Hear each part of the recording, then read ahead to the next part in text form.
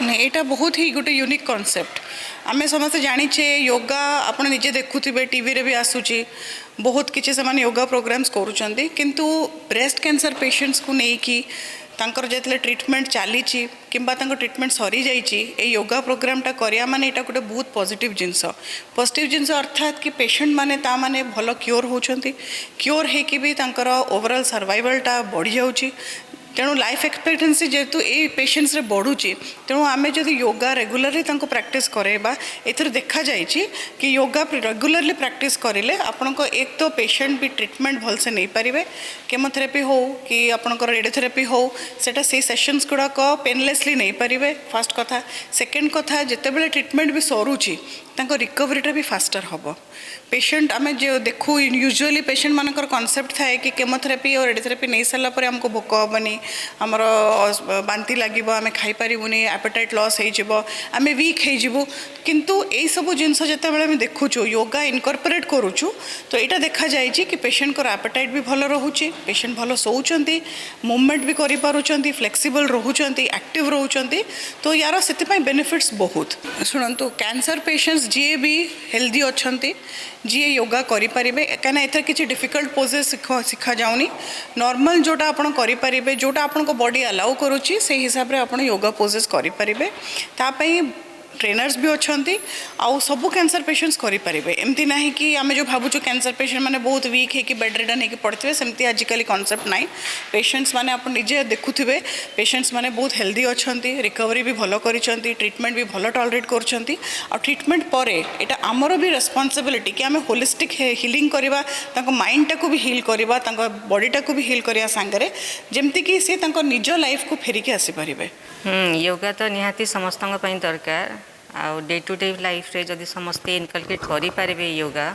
से बहुत हेल्पफुल हो पार समस्त लाइफ आगु हाँ अल्प किसी करूली मैंने एत ये नाला कि करूली एवं भी करुँची किंतु समस्ते से जिनसटा बुझिकी जदि करें ताले बहुत लाभ हम माने यही ट्रीटमेंट रे भी बहुत हेल्पफुल हो पार आउ एमती भी समस्त योगा बहुत भल हाँ मेडिसिन भी चली हाँ मेडिसिन रो साइड इफेक्ट सब जहाँ रोचे सांगे बैलेंस करने योगा निहाती दरकार समस्त बहुत बढ़िया यहाँ बहुत माने सेसनटा भी बहुत एनरिचिंग रोचे आउ समस्ते से जिनसटा बुझिकी समस्ते करवा कथा योगा एमती पूरा ट्रीटमेंट भितर भी समस्ते सिस्टर्स मैंने कि बाकी स्टाफ गुड़ा समस्ते से गुड़ाक माने पेशेंट मान को से गुड़ाक जदि बतेबे से जिनस गुड़ाक समस्ते हैबिचुएटेड हो योगा संगे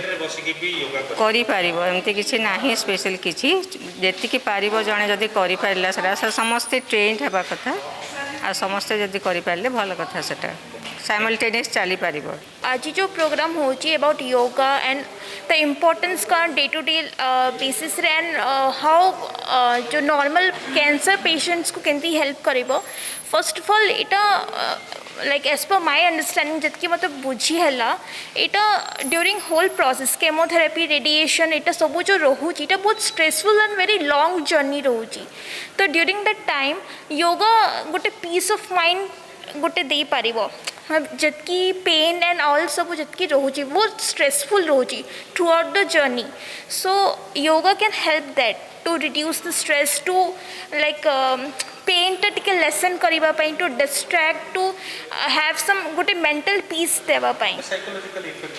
बहुत रोचे एट द सेम पॉइंट सेटा केती मतलब से कि सेफ भी रहा कथा मतलब योगा रे किछि किछि आसना एमती रोची जेनटा कि नॉर्मल मतलब सेटा एग्रावेट भी करि पारिबो तो अंडर सुपरविजन रहा कथा मतलब एमती नहीं कि पेशेंट निज मन को करेंगे सेमती रहा कथा नहीं but under supervision at every hospital सेटा गोटे लाइक इनकलकेट करवा कथा डॉक्टर्स नर्सेस से को भी मतलब training at some point of time देबा कथा सो दैट से माने पेशेंट को सेम जिनस इनकलकेट करि पारबे इन अ बेटर वे। बहुत गुड़े पेशेंट आमर कैंसर पेशेंट हैंडल करचु बहुत गुड़े पेशेंट आसुचंदी आमे तो ट्रीटमेंट साइड ट्रीटमेंट करचु बहुत गुड़े पेशेंट अछंती से माने साइकोलॉजिकली डिप्रेस हो जाउचंदी सेई मानकर तांकर कंफर्टेबल पई तांकर सपोर्ट पई आमे योगा माध्यम रे से मानको माइंड रिलैक्सेशन पई योगा अभ्यास पई आमे से मानको कहूचु और आज भी से मानको ट्रेनिंग दिया होची से योगा पई। आमे मानकर पेसेंट मान सहित आम मैंने आगे निजे भी जाना दरकार कि योगा कथा निजे जानुचु आ पेसेंट मानक भी से अनुसार केमी योगा कले माइंड रिलैक्सेशन हेब आउ निजर डिजीज भी केमी दूरेब से विषय से कहूँ आम।